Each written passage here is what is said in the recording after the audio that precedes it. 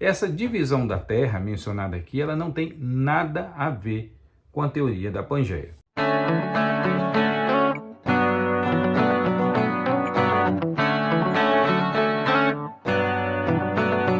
Que a graça e a paz do nosso Senhor e Salvador Jesus Cristo seja sobre todos nós. Seja mais uma vez muito bem-vindo ao canal Apologia com P. Eu sou o pastor Paulo Sérgio Batista e hoje eu quero continuar a série de vídeos sobre os versículos não científicos da Bíblia. Aqueles versículos que as pessoas, na tentativa de dar uma credibilidade maior às Escrituras, passam verniz de cientificidade para que esses textos tenham uma maior credibilidade na nossa cultura e as pessoas o aceitem melhor, no lugar de tentarem simplesmente entender aquele texto dentro do contexto histórico, cultural, dentro daquilo que está mais próximo da ideia do escritor e do público de alto contexto. O que é o público de alto contexto? O público para o qual o texto foi escrito. Tá certo? Então eu tenho denunciado sempre essa questão do perigo dessa tentativa de colocar na Bíblia cientificidade moderna para dizer, olha, tá vendo? Isso aqui é uma verdade, porque olha o que a ciência está dizendo. E hoje eu quero falar um pouquinho sobre o texto de Gênesis 10, 25, texto bem conhecido, usado, por muita gente para comprovar a teoria da deriva continental.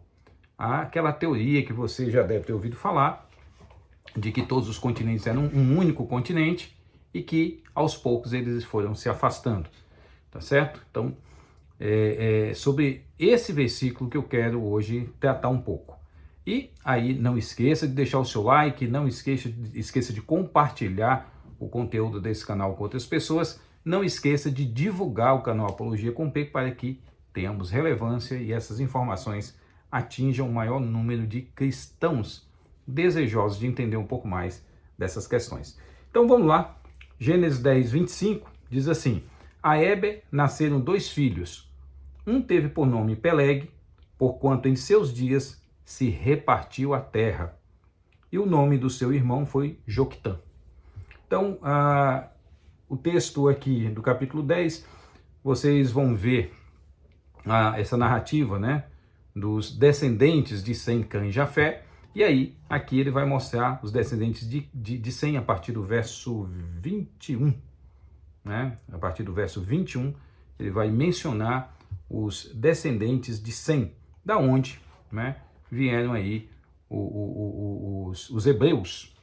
O foco aqui é apresentar a origem de Abraão, tá certo? Do povo, depois do povo que vai se tornar aí o povo do pacto. Então, esse texto aqui, ele é bem interessante, porque no verso 25 diz que se repartiu nos dias de Peleg, por isso que o nome dele é esse, quer dizer, divisão. A ideia exatamente é essa, porque marcou um período onde a terra se dividiu. Essa divisão da terra mencionada aqui, ela não tem nada a ver com a teoria da Pangeia. Primeiro, não tem nada a ver com a teoria da Pangeia, por quê? Porque a teoria da Pangeia, esse aqui é o livro, a origem dos continentes e oceanos, tá certo? Alfred Wegener, do Alfred Wegener. Foi ele que criou a teoria da deriva continental, que é uma teoria já do nosso século XX. Não é que antes não tinham pessoas mencionando, inclusive esse versículo, tem já no século XIX, pessoas usando esse versículo para tentar dizer que tinha ali uma ideia de afastamento, de que a Terra foi toda uma só. Mas será Alfred Wegener, que na época era o único defensor dessa teoria, que vai sustentar essa ideia de uma forma fixa, apresentar através desse trabalho, a origem dos continentes e oceanos, a comunidade científica. Não foi ouvido, hoje ele é considerado um herói, mas como acontece muito na ciência, como ele estava trazendo uma nova teoria, muita gente não aceitou o que ele quis dizer, tá certo? E olha como foi a recepção, aqui na página 19 da tradução em português, ele mencionando, A existência disso envolve o lado geofísico da teoria da deriva. O estabelecimento detalhado dessa nova hipótese formará a maior parte desse livro. Isso aqui é praticamente no início do livro, essas palavras dele. Algumas observações históricas, no entanto, devem ser feitas de antemão.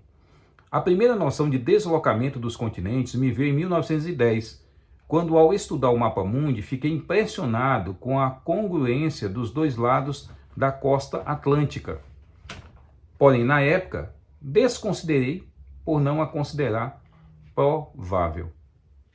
Então, em 1910, ele já começou a pensar um pouco disso a partir da análise que ele fez do mapa mundi.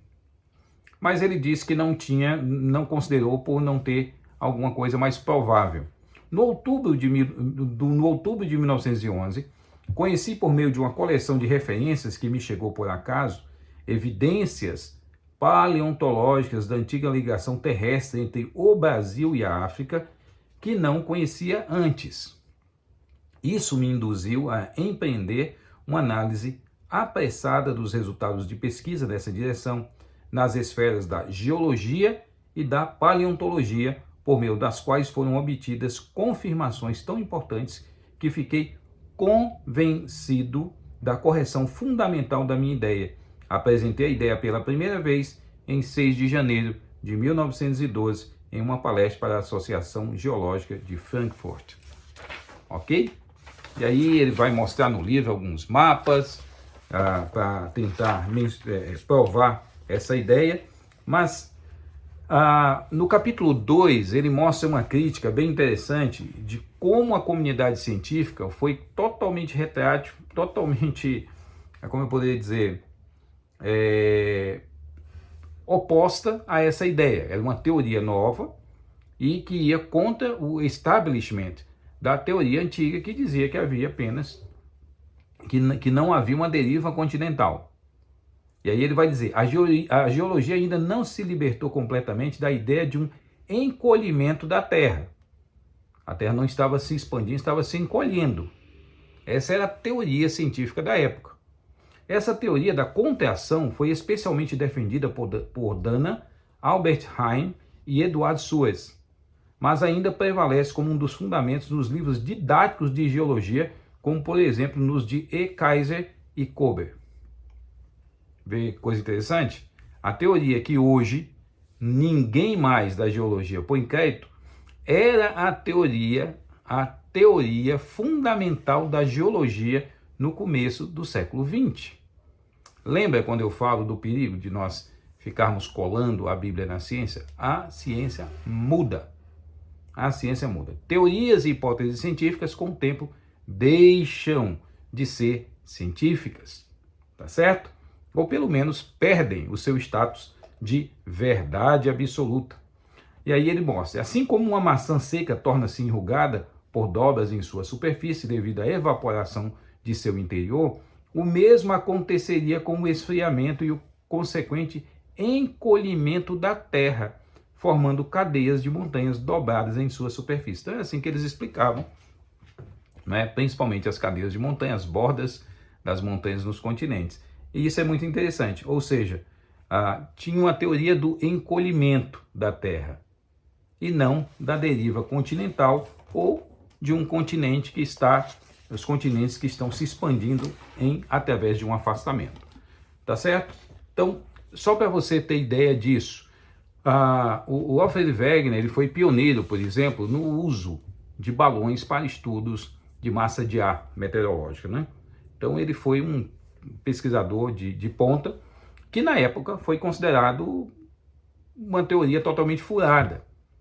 Ele só foi reconhecido, só teve reconhecimento de sua teoria muito tempo depois da sua morte.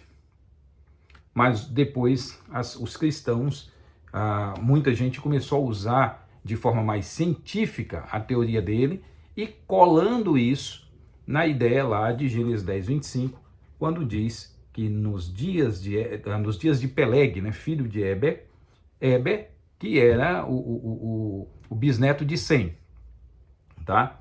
Então, nos dias dele foi que se repartiu a terra. Olha, a ideia de repartir a terra, a gente tem que tentar entender que a palavra repartir a terra que é usada aí, não é no sentido de que a Terra, o planeta, a parte geológica, as rochas se separam, os continentes foram entrando em deriva. Não tem nada a ver com isso, tá certo? E até porque nós temos, eu vou dar um exemplo para vocês de Gênesis 11:1, onde a ideia de divisão da Terra, ela não está relacionada à Terra no sentido de planeta ou no sentido de crosta terrestre, tá certo? Nós temos aqui Gênesis 11:1, olha, em toda a terra havia apenas uma linguagem, uma só maneira de falar. Em toda a terra havia uma só linguagem. Então, quando ele está falando de terra aqui, ele está falando de população que habitam na terra. Porque a terra, geologicamente falando, ela não tem linguagem alguma. Tá certo? E aí nós temos também o capítulo 10, versos de 1 a 5, que é o capítulo anterior, tem também um texto. São essas gerações dos filhos de Noé, Sem, Cã e Jafé, e nasceram-lhe filhos depois do dilúvio. Os filhos de Jafé são Gomer, Magog, Madai, Javã, Tubal, Meseque e Tiras. Os filhos de Gomer são Askenaz, Rifate e Torgama. Os de Javã são Elisá, Tassis, Quitim e Dodanim. Verso 5. Estes repartiram entre si as nações nas suas terras, cada qual segundo as suas línguas, segundo as suas famílias e suas nações. Então a ideia de repartir a terra não tinha relação, não tem nenhuma relação com uma deriva continental que foi mencionada na Bíblia e só no século XX, a grande e maravilhosa ciência moderna, que nós não conseguiríamos jamais viver sem ela, trouxe à luz essa verdade bíblica. Então, quando Moisés escreveu isso daqui, ninguém entendia. E só depois da teoria, né, do grande geofísico Alfred Wegener, foi que isso foi comprovado, e aí nós passamos a entender o texto. Isso não passa de um absurdo, de uma bobagem, na tentativa constante que nós temos de dar cientificidade à palavra de Deus. A Bíblia não precisa disso. A Bíblia fala de coisas mais profundas do que as questões científicas. A Bíblia não está preocupada em demonstrar ou comprovar teorias que eram inimagináveis, impensáveis, não conhecidas, misteriosas para a mente humana no que diz respeito à ciência natural.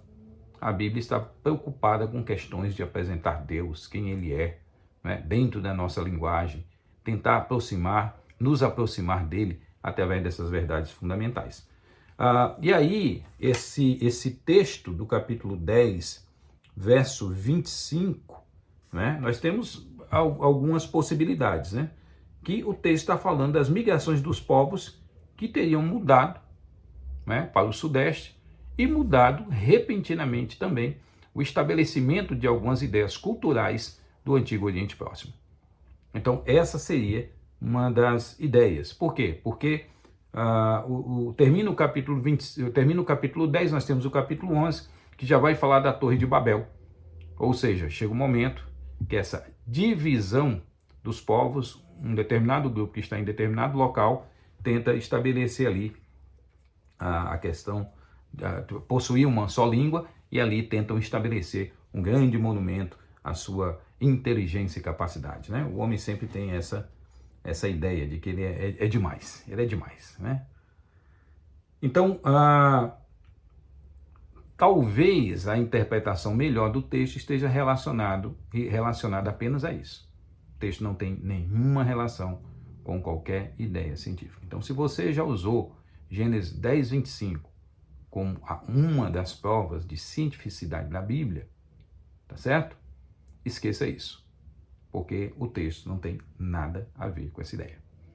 Que Deus te abençoe, que Deus nos abençoe, que nos fortaleça e que nos ajude a compreender a cada dia mais esses versículos dentro dos contextos históricos, sociais e culturais, para que nós possamos entender que Deus se comunicou na linguagem da época, para que eles pudessem entender as questões fundamentais com as quais Deus estava lidando com eles. É só isso, tá? Então, faça um esforço mental enorme quando for ler a Bíblia. Eu sei que tem que ser enorme, porque a gente nasce nessa cultura de que a ciência responde tudo e que tudo que existe ao nosso redor só tem valor se a ciência der o seu veredito final. Isso é muito difícil, a gente fugir de todo esse pensamento cientificista de época, tá certo? Mas não é impossível. Que Deus te abençoe, te fortaleça e te faça a cada dia mais crescer na fé, no entendimento da palavra dele e no compartilhamento dessas verdades, de forma que você possa ser um instrumento do Senhor na nossa geração. Fui!